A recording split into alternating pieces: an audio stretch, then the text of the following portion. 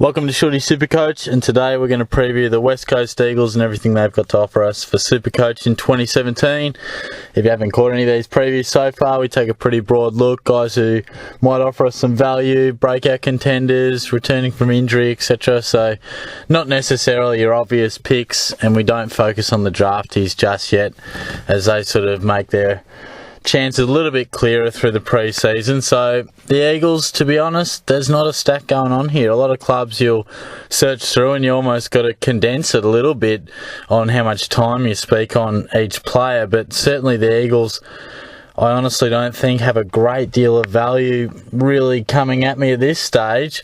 The obvious one is Sam Mitchell, not so much for picking him, but perhaps what sort of an effect he can have on the side. Now, of course, that shocked the footy world when he went to the Eagles from being a star-studded Hawk and premiership player. Obviously, there were reasons behind that with coaching and things like that and the development of the Hawks, but nonetheless, he finds himself as an Eagle in 2017.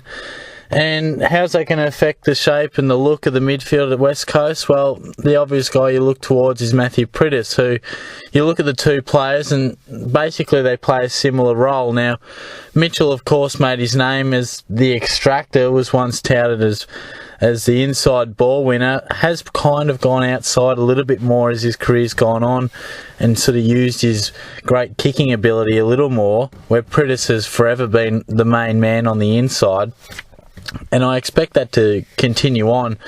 Mitchell coming to the club, I don't think it has a massive effect on Priddis. I think Priddis is still relevant. I mean, he's as consistent as ever.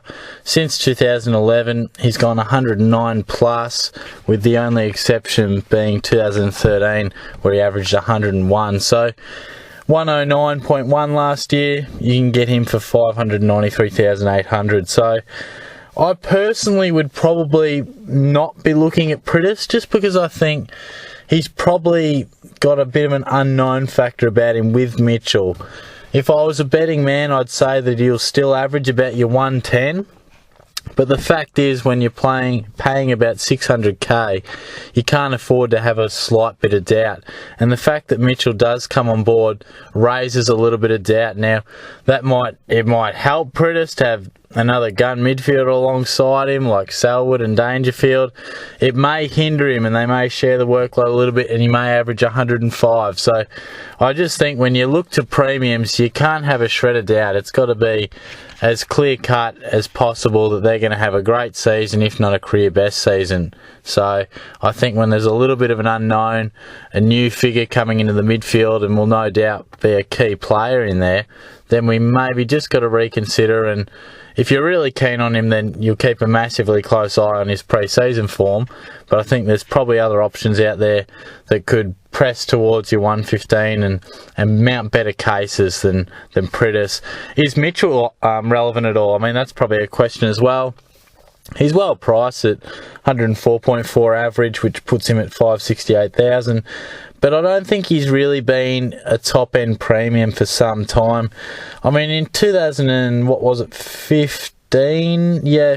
averaged 108.7, which is pretty good numbers. I mean, that's good stuff. But other than that, 2014, 91.2, 2013, 104.2, and of course the 104 last year. Now, for years and years prior to that, you could bank on him for about the 110. But since he hasn't been as inside, gotten an outside ball a little bit more, and he's just probably fallen back a bit of a level from your premium status. He's still an absolute gun and a big game player, but probably not your week in, week out 110 performer. So I personally don't think he is the man to be selecting. Comes into the twilight of his career, as we know. I mean, 34 years of age. He's obviously going to the Eagles to boost his coaching credentials and perhaps even do that while he's playing, take a bit more of a leadership and guiding role with some of the younger players. So I don't think we're going to, from nowhere, just because of a club change, going to see some sort of return to his very, very best. I think we'll probably, if anything, see his numbers perhaps fade to your high 90s, early 100s. So that's my read on the main two midfielders. Obviously, one of the key differences to the Eagles side next year will also be the ruck department, with Nick Nat and Scott Lysett both missing massive chunks of 2017. Nick Nat could possibly miss all of it. Lysett, I think, probably most.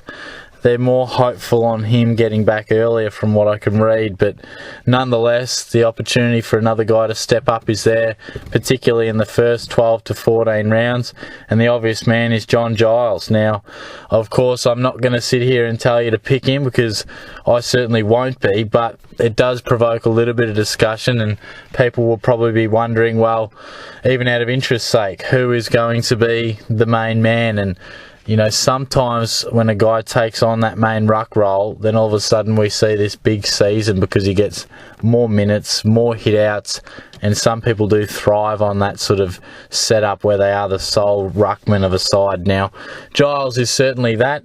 Of course, he does have some runs on the board. We've got to go back a little bit, but 2012 averaged 93.2 with the Giants, which is clearly his career best season. Now, of course, he rucked alone there, did very well, and his numbers reflected that. Now, we do, 5 years ago, so we're going back a reasonable amount of time. Last year, round 23, shared the ruck with Lysett, scored 123, but we can't just focus on the good all the time, and the elimination final did the same. Pretty sure from memory that's when Lysett went down. He obviously only scored the 64 points as the Doggies defeated West Coast and knocked them out. So you could argue the case that he'll average reasonable. Now, he's priced at 280,000, so he's probably not the worst idea. Like, you could mount a case to me and say, Shorty, this is what I think he can do.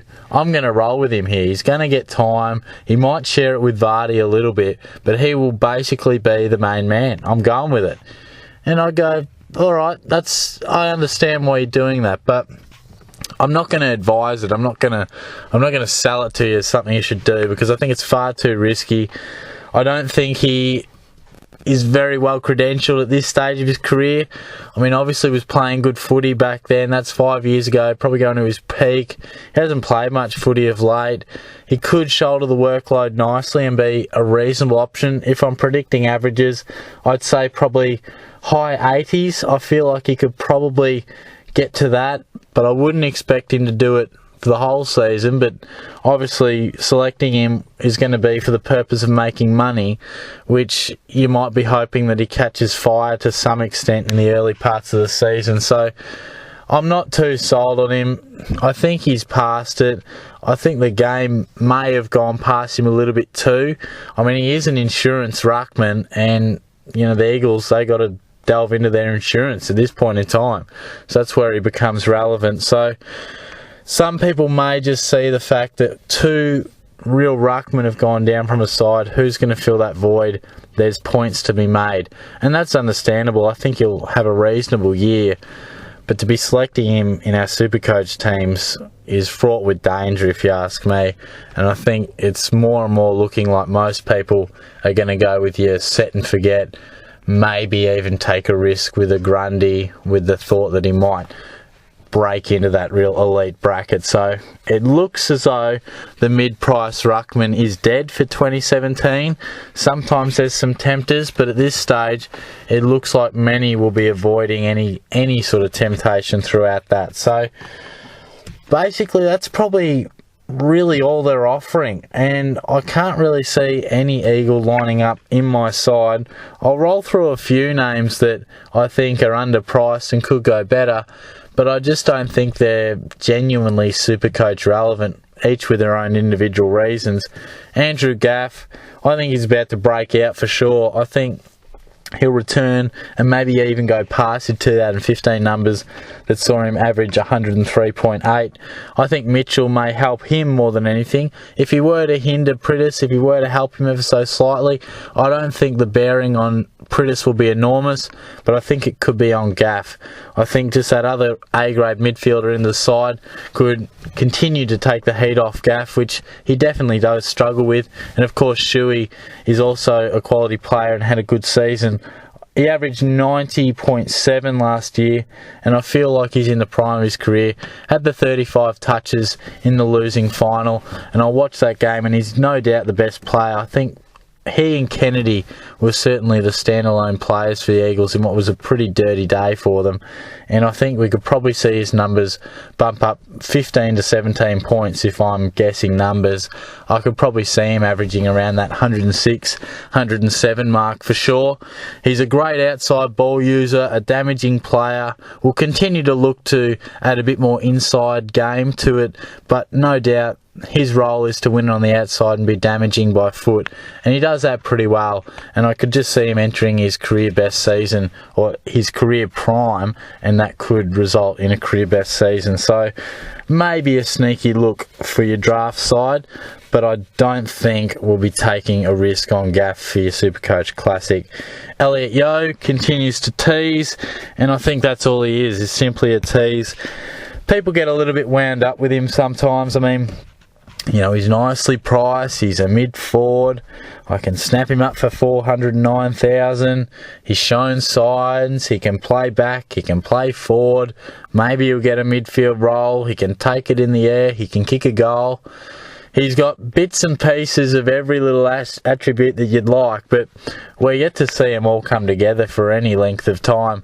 And for that reason, I won't be going anywhere near him. I think he's the sort of guy that when we scan through the list, his name pops out a little bit because he does get talked about and there is potential surrounding him. But don't get sucked into him. Don't get sucked into him at all. I mean, he's just not a guy that we need to be considering. It's as simple as that. He may come out and have a reasonable season, but he's mid-priced. He's not going to break into the elite. And I would be guessing that he just has another reasonable season, which will probably see his average somewhere in the 80s. That's what I'd be predicting. Redden, now of course, he came from Brisbane, had a very good career at the Lions, inside mid, tackle after tackle after tackle. I think he led the league for tackles and certainly in the top 3 or 4 for a couple of years. Had some really good seasons. I mean, from 2011 to 2015, averaged between 95 and 103. And I suppose you could make the comparison to he and Scott Selwood. They play similar roles, both capable of tagging, but predominantly inside ball winners and tackle hard and do it very well. Both have struggled with injuries. Both have found themselves at new clubs. Both attempting mid-price options for our midfield. But neither will be getting a look into my side. I think Selwood, which has been well documented, I think, as I said in the Geelong one, I don't think he's going to get that real role as a prime ball winner that he did at the Eagles. And I think the same as the Eagles. I almost got my players mixed up then, but same can be said for Redden at the Eagles, is that I just don't think we're going to see that similar role. If Mitchell didn't come to the club, then I think possibly he could be a guy to really have on your radar. He's worth being on the radar at the odd chance that he does find some sort of inside pill, because he is priced nicely at 348k after only averaging 64 last year.